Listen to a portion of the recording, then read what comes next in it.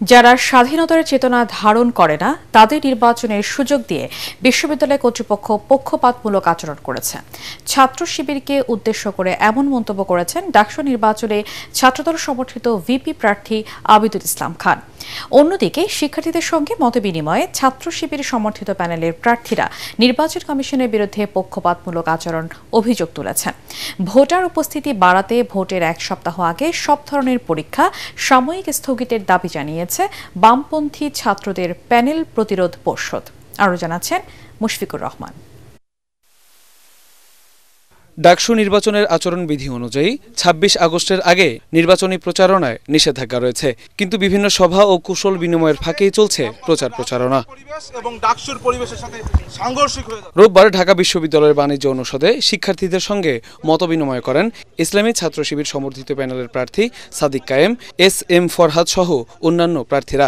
এ সময় নির্বাচন কমিশনের বিরুদ্ধে পক্ষপাতমূলক আচরণের অভিযোগ তোলেন তারা। আচরণবিধি লঙ্ঘনকারীদের বিরুদ্ধে দ্রুত ব্যবস্থা নেয়ার দাবি জানান তারা।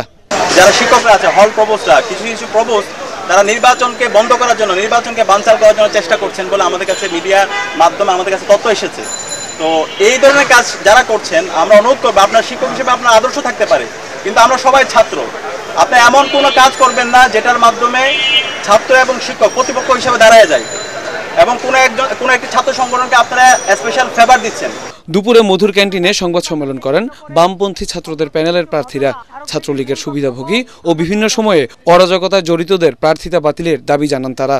ধর্ম নিয়ে এই ক্যাম্পাসে রাজনীতি যারা করতে চায়, ধর্মকে ব্যবহার করে আচরণবিধি লঙ্ঘনকে যারা চাপিয়ে যেতে চায়, তাদেরকে এই বিশ্ববিদ্যালয়ের শিক্ষার্থীরা ঘৃণা ভরে প্রত্যাখ্যান করবে। ডাকসু নির্বাচনকে কেন্দ্র করে বিভিন্নভাবে ছাত্রদলের প্যানেলকে হেনস্থা করা হচ্ছে বলে অভিযোগ করেন ছাত্রদল সমর্থিত প্রার্থী আবিদুল ইসলাম খান। ডাকসুর উদ্দেশ্য হচ্ছে স্বাধীনতা, মহান মুক্তিযুদ্ধ এবং স্বাধীনতা সংগ্রামের যে আইডিওলজি সেটাকে সমন্বিত রাখা। সেই স্বাধীনতা সংগ্রাম এবং স্বাধীনতার আইডিওলজিকে যারা ধারণ করে না তাদেরকে নির্বাচনী প্রক্রিয়ায় অংশগ্রহণ করানোর মধ্য দিয়ে প্রথমেই ঢাকা বিশ্ববিদ্যালয় প্রশাসন পক্ষপাতিত্ব করেছে। নির্বাচনের আচরণবিধি লঙ্ঘনকারীদের বিরুদ্ধে ব্যবস্থা নেওয়ার আশ্বাস দিয়েছেন চিফ রিটার্নিং কর্মকর্তা। আমরা লিখিত অভিযোগ আমরা খুব কম পেয়েছি। আমরা আজকে প্রথমবারের মতো 2টা লিখিত পেয়েছি।